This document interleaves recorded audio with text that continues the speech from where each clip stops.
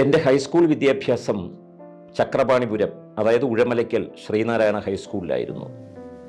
പറഞ്ഞാൽ ദീർഘമായി പോകും എന്നുള്ളത് കൊണ്ട് ഞാൻ അതിന് മറുപടി പറയുന്നില്ല. അപാരമായ ഊർജം നൽകിയ 5 വർഷങ്ങളായിരുന്നു എനിക്ക് ആ വിശാലമായ പറമ്പിൽ ഓടിക്കളിക്കുകയും എൻ്റെ 10 വയസ്സ് തൊട്ട് എൻ്റെ ഹൃദയത്തിലേക്ക് ഇങ്ങനെ പ്രക്ഷേപിച്ചു തന്ന ഒരുപാട് ശാസ്ത്ര വിദ്യാഭ്യാസം, പൗരധർമ്മം, സാഹിത്യം, കവിത, പിന്നെ നല്ല കായിക അധ്യാപകരായിരുന്നു. എനിക്ക് സ്പോർട്സിൽ എല്ലാ സമ്മാനവും കിട്ടുമായിരുന്നു 15 വയസ്സ് വരെ. എനിക്ക് വളരെ ഇഷ്ടവുമായിരുന്നു ഓട്ടം, ചാട്ടം. പിന്നെ ഏറ്റവും കൂടുതൽ സമ്മാനം കിട്ടിയിട്ടുള്ളത് ഈ ഓർമ്മശക്തി പരീക്ഷിക്കുന്ന ഇതായിരുന്നു. ഒരു 40 വസ്തു ഇങ്ങനെ വയ്ക്കും, എല്ലാ സ്കൂളിലും ഉള്ളതാണ്. നമ്മളിങ്ങനെ കയറി നടക്കാൻ സമ്മതിക്കും. നടന്ന് അപ്പുറത്തെ മുറി ചെന്നിട്ട് കണ്ടതെന്താണെന്ന് എഴുതി വയ്ക്കണം.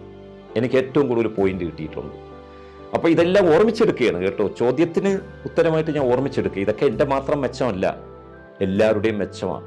നമ്മൾ ഓരോന്ന് കണ്ട് പരിശീലിച്ചു കഴിഞ്ഞാൽ, നമ്മൾ ഒരു കവിതയിൽ പറഞ്ഞിട്ടുണ്ടല്ലോ, എല്ലാം കരസ്ഥമാക്കുന്നതിന് വേണ്ടിയാണ് ഇത്രയും ദീർഘമായ കൈകൾ ദൈവം തന്നിട്ടുള്ളത് എന്ന് ബാല്യകാലത്ത് പഠിപ്പിച്ചത് വാസ്തവമാണ്.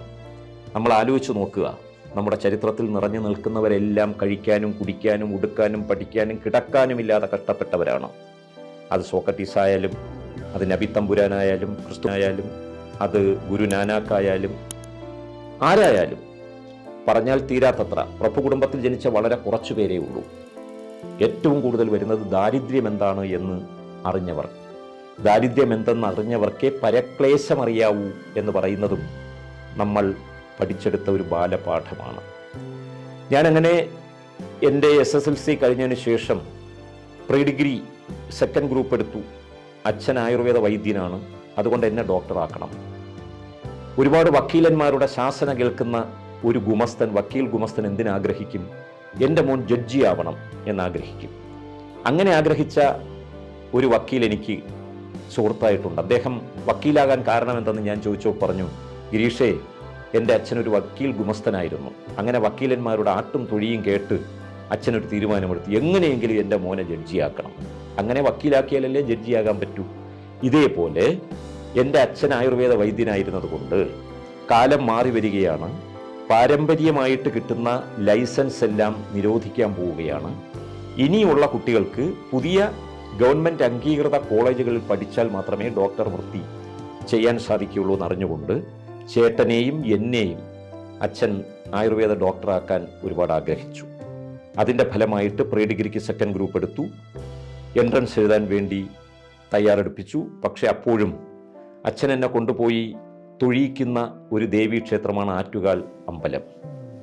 ആറ്റുകാൽ അമ്പലം, ആറ്റുകാൽ അമ്മയോട് ഞാൻ പരീക്ഷാ ഹാളിൽ ഇരുന്നുകൊണ്ട് പ്രാർത്ഥിച്ചു, എനിക്ക് കിട്ടരുതേ, ഞാൻ ജയിക്കരുതേ എന്ന് പ്രാർത്ഥിച്ചു. എന്നിട്ട് എനിക്ക് തോന്നിയതൊക്കെ ഞാൻ അതിൽ എഴുതി വെച്ചു. എന്തുകൊണ്ടാണ് അങ്ങനെ എഴുതിയതെന്ന് ചോദിച്ചാൽ, എനിക്ക് കവിയാവണം എന്നായിരുന്നു ആഗ്രഹം. എൻ്റെ അച്ഛൻ്റെ അച്ഛൻ കവിയായിരുന്നു. അതെല്ലാ അച്ഛനും അമ്മായിമാരും ഒക്കെ പാടുന്നത് ഞാൻ കേട്ടിട്ടുണ്ട്, അപ്പൂപ്പൻ്റെ വരികൾ. പിന്നെ കുഞ്ഞുനാളിലേ ഞാൻ നേരത്തെ പറഞ്ഞതുപോലെയുള്ള മരുന്ന് പാട്ടുകൾ. ആരാണ് ഈ വാക്കുകൾ കൊണ്ട് ഈ മഹാപ്രപഞ്ചം സൃഷ്ടിക്കുന്നത് എന്ന് ഒരു കുട്ടിയായിരുന്നപ്പോൾ എന്നെ വിസ്മയിപ്പിക്കും രീതിയിൽ എൻ്റെ ബാല്യകാലം വാക് സമർത്ഥമായിരുന്നു, വിജ്ഞാന സമൃദ്ധമായിരുന്നു. എൻ്റെ നാട് ആ ചുറ്റുമുണ്ടായിരുന്ന ഏറ്റവും നല്ല, സാമ്പത്തികമായി സാധാരണക്കാരാണെങ്കിലും ഏറ്റവും നല്ല മനുഷ്യർ നൽകിയ ഒരുപാട് ജീവിത പാഠങ്ങൾ, അവരുടെ മൊഴിമുത്തുകളായി വന്നിട്ടുള്ള ഒരുപാട് അനുഭവ സത്യങ്ങൾ, ഒരുപാട് പഴഞ്ചൊല്ലുകൾ, അവർ തല്ലുമ്പോഴും തലോടുമ്പോഴും പറയുന്ന വാക്യങ്ങൾ, ഇതെല്ലാം വാക്കിൽ എൻ്റെ മനസ്സിനെ ഉടക്കിയിട്ടു.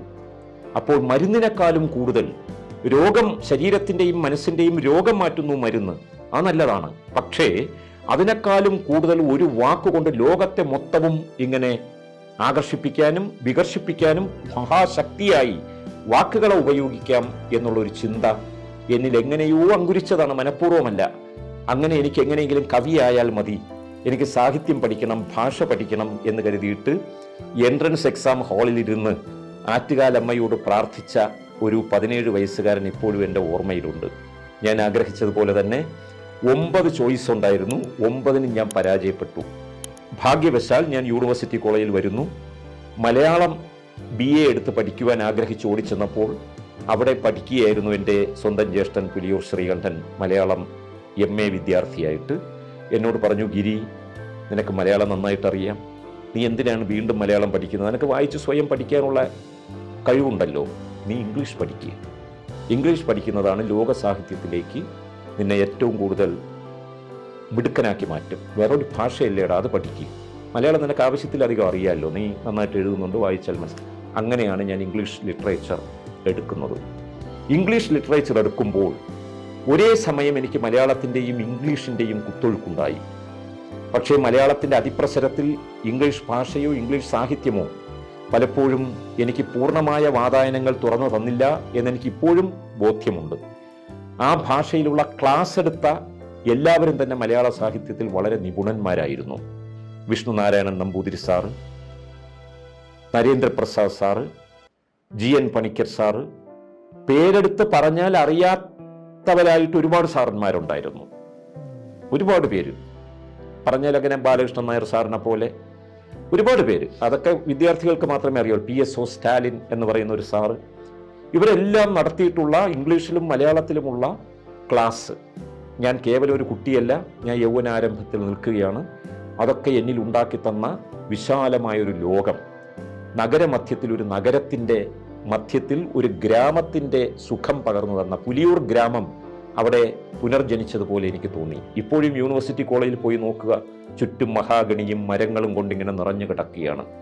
ചിലയിടത്തെല്ലാം വെയിലിൻ്റെ തീക്ഷ്ണതയുള്ള ഉണ്ട് എങ്കിലും തണലിൻ്റെ തണുപ്പുള്ള ഇടനാഴികൾ ഇപ്പോഴുമുണ്ട്. ഇന്ദ്രിയങ്ങൾക്കൊക്കെ തീ പിടിക്കുന്ന ഒരു കാലം. നല്ല രസമുള്ള കുട്ടികൾ കൂടെ പഠിക്കുന്നു, ആൺകുട്ടികളായിട്ടും പെൺകുട്ടികളായിട്ടും. നല്ല ചിന്തകൾ, നല്ല വർത്തമാനങ്ങൾ, മാന്യമായിട്ടുള്ള ഗുരുശിഷ്യ ബന്ധം, ഉഗ്രമായിട്ടുള്ള രാഷ്ട്രീയ വിദ്യാഭ്യാസ വിദ്യാർത്ഥി സമരം. ഇങ്ങനെ എല്ലാം കൊണ്ടും സമഗ്രമായിരുന്നു, സമ്പൂർണമായിരുന്നു BA MA വിദ്യാർത്ഥി ജീവിതം എൻ്റെ യൂണിവേഴ്സിറ്റി കോളേജിൽ. ഞാൻ ഇത്രയെങ്കിലും പറയാൻ കാരണം എന്താണ് എന്ന് ചോദിച്ചാൽ, എൻ്റെ വീട്ടിൽ നിന്നും നാട്ടിൽ നിന്നും എനിക്ക് കിട്ടിയ ട്രെയിനിങ് കഴിഞ്ഞാൽ പിന്നീട് എന്നെ ഇത്രയെങ്കിലും പ്രാപ്തനാക്കിയത് യൂണിവേഴ്സിറ്റി കോളേജിലാണ്.